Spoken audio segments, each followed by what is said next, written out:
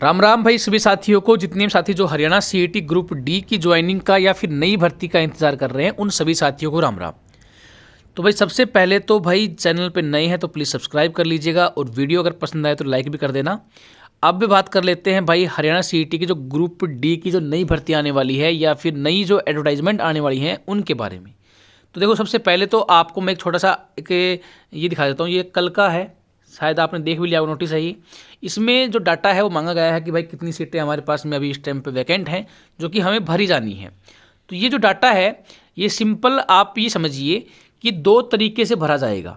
एक तो पुराने जो बच्चे हैं, जैसे मैं ग्रुप डी लिख देता हूँ यहाँ पे, ये जो ग्रुप डी का जो एग्ज़ाम दिया था पिछला वाला, उसके बेस पे और एक नया वाला।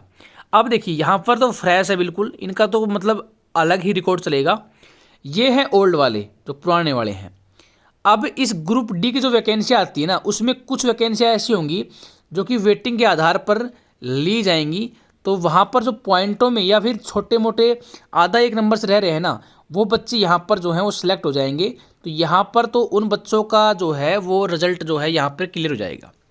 अब उसके बाद में दूसरी चीज़ जो बचती है वो बचती है जो नए बच्चे हैं प्लस जो रिमेनिंग जो बच्चे रह गए वो।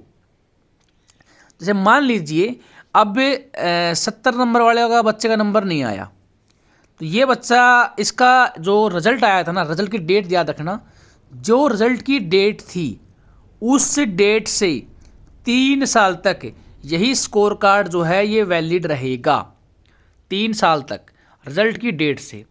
ऐसे ही ये फ्रेश जो है, इनका जो नया सीईटी लिया जाएगा उसका जिस दिन रिजल्ट आएगा उस दिन से ये भी 3 साल तक रहेंगे। लेकिन अगर ये रिजल्ट जब आता है उसमें मान लो 3 साल इन बच्चों को नहीं हुई है और नई ग्रुप डी की जो एडवर्टाइजमेंट आती है 3 साल से पहले, इस डेट के, इस रिजल्ट डेट से पहले, तो फ़ायदा ये हो जाएगा कि भाई जो बच्चे जो ये जो मतलब 70 नंबर वाले जो रह रहे हैं ना, ये भी उसी एग्ज़ाम में बैठ जाएंगे। आपको एग्ज़ाम ये भी देना है, इसमें अच्छा स्कोर आए तो ये वाला लगा देना, इसमें अच्छा स्कोर रहे तो ये लगा देना। इसमें दोनों को बेनिफिट है। आपको आपके पास में पुराना है तो पुराने से भी भर सकते हो आप और नए से भी, ठीक है। तो ये चीज़ें हैं, आपको बेनिफिट देंगी। अब देखिए भाई, दूसरी बात सुनिए।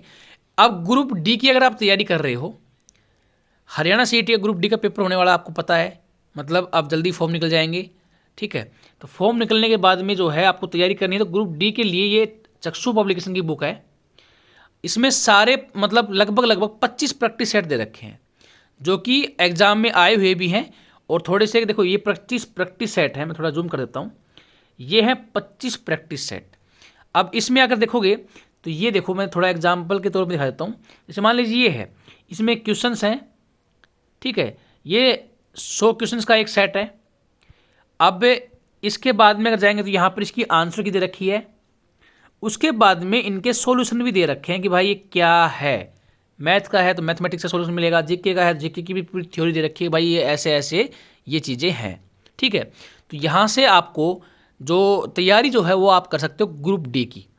तो ये ग्रुप डी के लिए चक्षु पब्लिकेशन बुक है, आपको फ्लिपकार्ट पे मिल जाएगी, अमेजन पे मिल जाएगी, स्नैपडील पे मिल जाएगी। तो ये बुक जो है वो आप परचेज कर सकते हो चक्षु पब्लिकेशन की ग्रुप डी के लिए, हरियाणा सीईटी। तो भाई अब मैंने बुक का तो बता दिया है, साथ में ही आपको मैंने ये भी बता दिया है कि जो आपकी जो नई वैकेंसी है वो 2 आधार पे भरी जाएगी। तो ध्यान दीजिएगा, पहले जो है जो वेटिंग आपकी लगनी है वो तो लगेगी ही, थोड़े बहुत मार्जिन से अगर आप रहे हुए हो तो आपका नंबर आ जाएगा। और दूसरी जो है वो नई भर्ती है, तो अपनी तैयारी रखना, बड़े तरीके से नंबर अच्छा स्कोर करना इस बार। और ग्रुप डी क्या, ग्रुप सी के लिए तैयारी करना, क्योंकि ग्रुप डी तो मतलब एक ऐसा है कि भाई हमारे पास जॉब होनी चाहिए, ठीक है। जॉब हमारे पास में होनी चाहिए, तो ग्रुप डी है। उसके बाद में भी आप तैयारी कर सकते हो, लेकिन आप कोशिश करना ग्रुप सी और डी दोनों में ही अच्छे मार्क्स लेके आ पाओ और बड़े तरीके से आपका सिलेक्शन हो जाए, ग्रुप सी में भी हो जाए और ग्रुप डी में भी, मतलब अगर सी में नहीं हो पाए तो ग्रुप डी में हो जाए, लेकिन सिलेक्शन ज़रूर हो जाए, ठीक है भाई।